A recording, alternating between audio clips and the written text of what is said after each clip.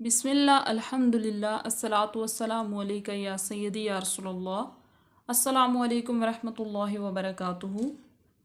सिरात मुस्तकीम चैनल में वेलकम करती हूँ एक नई वीडियो के साथ। जैसा कि आप जानते हैं कि हम मद्दे आरज़ का बयान पढ़ रहे थे, तो आज हम सबक नंबर 14A में मद्दे आरज़ के मज़ीद पॉइंट्स पढ़ेंगे। मदाद का बयान हम पीछे पढ़ चुके हैं और हम अब इसके मज़ीद पॉइंट्स लेके आए हैं आपकी आसानी के लिए। तो चलिए स्टार्ट करते हैं। सबसे पहले आपको बताती चलूँ कि आपके लिए ये समझना बहुत ज़रूरी है। एक तो आपके लिए एग्जांपल्स भी लेके आई हूँ ताकि आपको मज़ीद जो है ना वो समझने में आसानी हो जाए। सबसे पहले मैं आपको बता दूँ कि कुरान मजीद के अंदर आपने ज़बर, ज़ेर, पेश, दो ज़बर, दो ज़ेर और दो पेश को देखा होगा। ठीक है, इसका क्या क़ायदा है वो भी हम जान लेते हैं। इसी के अंदर अगर आप किसी आयत को पढ़ रहे हों, ठीक है, तो आप उस आयत के अंदर अगर ज़बर, ज़ेर, पेश, दो ज़ेर और दो पेश आ जाए, ठीक है, ये बात अपने ज़हन में रखनी है कि यहाँ पे मैंने ज़बर, ज़ेर, पेश, दो ज़ेर और दो पेश लिखे, ठीक है, दो ज़बर नहीं लिखा। वो इसलिए कि इन पांचों का कायदा जो है वो बिल्कुल सेम है और ज़बर का जो है ना वो थोड़ा सा डिफरेंट है। वो भी इंशाल्लाह आपके साथ जो है ना वो इसी वीडियो में डिस्कस करेंगे। तो चलिए स्टार्ट करते हैं। आपको यहाँ पे ये बताना ज़रूरी है कि अगर ये कहीं पर भी आ जाएं, ज़बर, ज़ेर, पेश, दो ज़ेर और दो पेश, मतलब आयत के या जहाँ पर आप रुकना चाह रहे हैं। अब आपको ये तो पता चल गया होगा मुदात का बयान पढ़ के कि रुकना आपने कहाँ कहाँ पर है। या तो गोल निशान आ जाए या कुछ सिंबल आ जाए और या फिर हमारा सांस जो है वो टूट जाए तो फिर हम रुकते हैं। ठीक है, इन तीन जगह पर हमें वक्फ करना है। अगर आपने इन तीन जगह की वजह से कहीं पर वक्फ किया और वहाँ पर जो हर्फ होगा उसके ऊपर ज़बर, ज़ेर, पेश होगा, तो वहाँ पर जो आखिरी वाला हर्फ होगा वो हर हालत में साकिन पढ़ा जाएगा। ठीक है, यहाँ तक आपको क्लियर हो गया होगा कि ज़बर, ज़ेर, पेश कहीं पे भी आ जाए, दो ज़ेर या दो पेश, तो वहाँ पे कोई भी हर्फ होगा आखिरी वाला हर्फ, तो उसको हर हालत में क्या पढ़ा जाएगा? साकिन, उसको सकून की हालत में कर दिया जाएगा। ठीक है, तो इसकी एग्जाम्पल के लिए हम सूरत फातिहा की आयत लिख लेते हैं। यहाँ पे मैं आयत लिखने लगी हूँ सूरत फातिहा की, तो उस एग्जाम्पल्स के ज़रिए हम आपको समझाएंगे। जी, तो हमने यहाँ पे आयत और बाकी कायदे कवानीन भी लिख ली हैं, एग्जाम्पल्स भी सारी अच्छी तरीके से लिख ली हैं। अब देखें कि यहाँ पे लिखा हुआ है अल्हम्दुलिल्लाहि रब्बिल आलमीन। ठीक है, यहाँ पे ये गोल आयत आ गई है, हम यहाँ पे रुकते हैं। ठीक है, हमने कभी ऐसे इसको नहीं पढ़ा कि अल्हम्दुलिल्लाहि रब्बिल आलमीन, ना के नून के ऊपर ज़बर है वो भी पढ़ लिया और रुक भी गए। इस तरह कायदा गलत हो जाएगा। ठीक है, तो मद्दे आरज़ इसे भी कहते हैं, या आपको मद्दे आरज़ की डेफिनेशन भी हम बता चुके हैं पीछे कि जो है ना वो कोई भी हरूफ मद्दा हो, ठीक है, तो उसमें हम देखते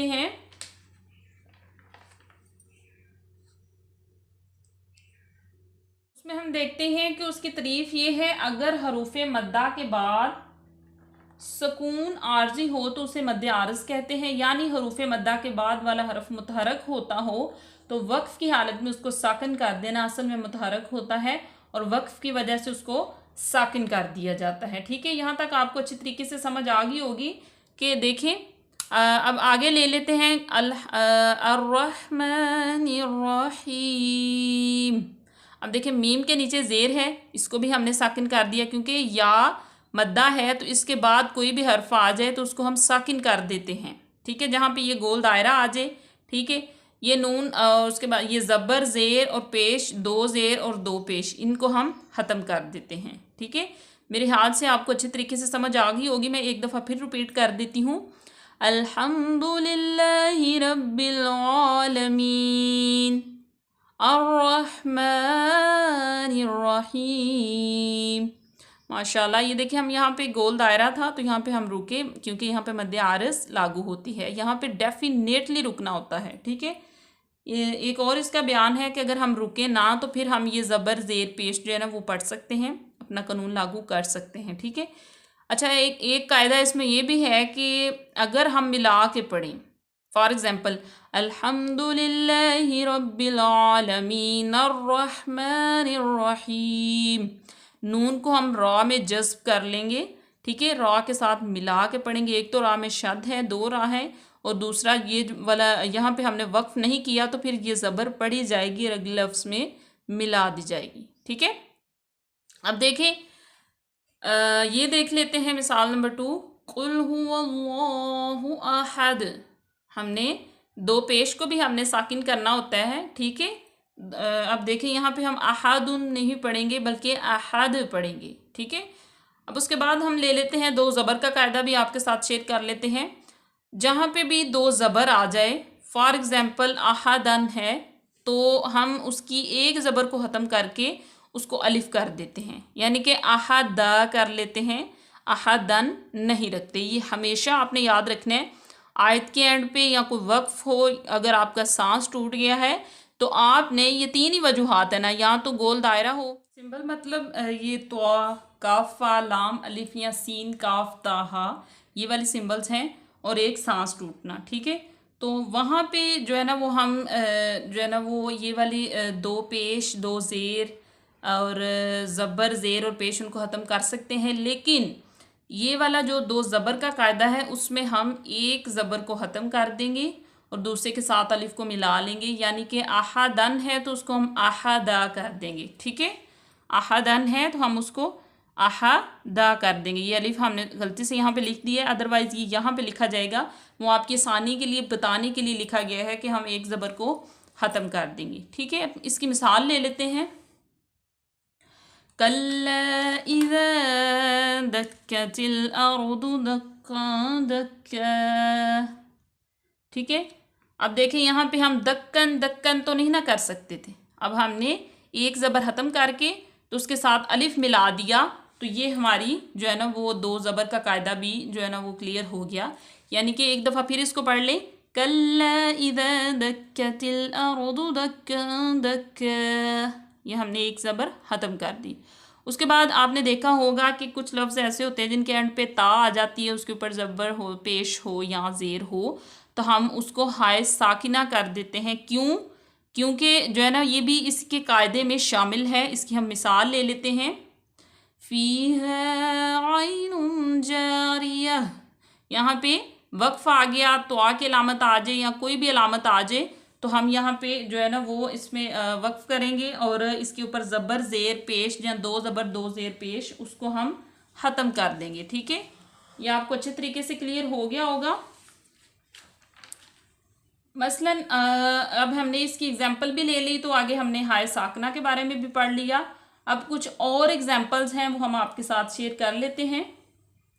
यहाँ पे आपको बताना ये लाजमी होगा कि आप इसको एक दफ़ा फिर इस आयत को पढ़ें, फ़ीहा ऐनुन जारियतुन, ठीक है। ये सूरह अल-गाशिया की आयत नंबर 12 है, आप उसको खोल के भी देख सकते हैं।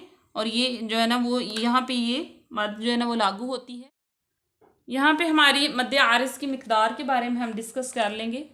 मद्दे आरज़ की मिकदार कितनी है? 2 सेकंड, 4 सेकंड या 6 सेकंड, ठीक है। मिसाल हम ले लेते हैं, इन्ना रब्बका लबिल मिरसाद, ये हमने 2 सेकंड खींचा, अब 4 सेकंड खींच लेते हैं, इन्ना रब्बका लबिल मिरसाद। उसके बाद हम फिर खींच लेते हैं 6 सेकंड, इन्ना रब्बका लबिल मिरसाद, ठीक है। आपको अच्छे तरीके से समझ आ गई होगी। हम इसको 2 सेकंड तक भी खींच सकते हैं, 4 सेकंड तक भी और 6 सेकंड तक। फॉर एग्जांपल अगर आप कोई आयत पढ़ रहे हैं, कोई सूरत पढ़ रहे हैं, तो उसके एंड पे जब हम वक्फ करते हैं तो आप अगर 2 सेकंड तक पहली आयत को खींच रहे हैं एंड पे, तो दूसरी को भी 2 सेकंड तक, ठीक है। इस तरह तसलसल कायम रखना है। अगर आप कुछ आयत के एंड पे 2 सेकंड, कुछ के 4 पे, तो वो मिसमैनेजमेंट हो जाएगी, रीअरेंजिंग होगी, तो जो है ना वो आपका बैलेंस नहीं रहेगा पढ़ने में, ठीक है। ये भी एक कायदा है, इसको भी अपने जहन में रखना है। तो यहाँ पे मैं आपको ये तुआ के बारे में बताती चलूँ। ये तुआ कौन सी अलामत है? ये वक्फ मुतलक की अलामत है। इनके बारे में भी आपके साथ डिटेल के साथ शेयर करूँगी। लाम अलिफ काफ वा, तुआ सीन काफ ताहा, ठीक है, तो ये ऐसे समझ लें जैसे अंग्रेजी में कोई सेंटेंस कंप्लीट होता है तो उसके बाद हम फुल स्टॉप लगाते हैं, तो ये तो भी उसी की जो है ना वो अलामत है। तो यहाँ पे रुकना ज़रूरी होता है। ठीक है, लाम अलिफ पे आप रुके या ना रुके कोई मसला नहीं होता, लेकिन तो जो वक्फ मुतलक है तो इस पे रुकना बहुत ज़रूरी है। ठीक है, कुछ और एग्जाम्पल ले लेते हैं। ये हमारे एग्जाम्पल है, हादल्लज़ी कुन्तुम बिही तद्दऊन। वाओ मद्दा के बाद जो है ना वो ज़बर आ गई लफ्ज़ के ऊपर, तो यहाँ पे हमने सुकून किया क्योंकि यहाँ पे हमने वक्फ़ करना था। हाय गोल आ गई, मतलब ये गोल दायरा आ गया, तो यहाँ पे हमने इसको वक्फ़ किया। तो अगर वक्फ़ नहीं करेंगे तो हम इसको किस तरह पढ़ेंगे, हाज़ल्लज़ी कुन्तुम बिही तद्दऊन कुल अराइतुम। ठीक है, इस तरह पढ़ेंगे। तो हमने ये सूरह फजर की ये वाली जो हमारी आयत है, ये सूरह फजर की आयत नंबर 14 से ली गई है। ठीक है,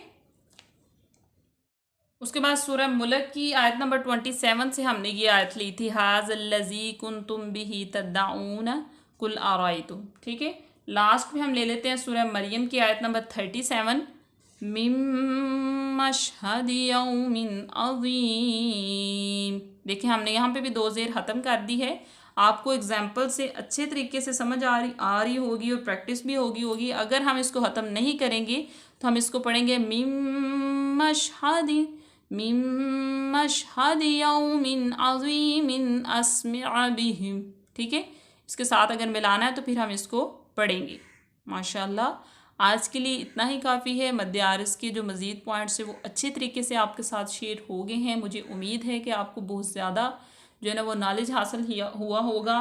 जो है ना वो हमने अपनी तरफ से सारा नॉलेज जो है ना वो आपकी तरफ डिलीवर कर दिया है। तो अब आप पे डिपेंड है कि आप उसको कितने अच्छे तरीके से देख के जो है ना वो पढ़ के तो समझते हैं।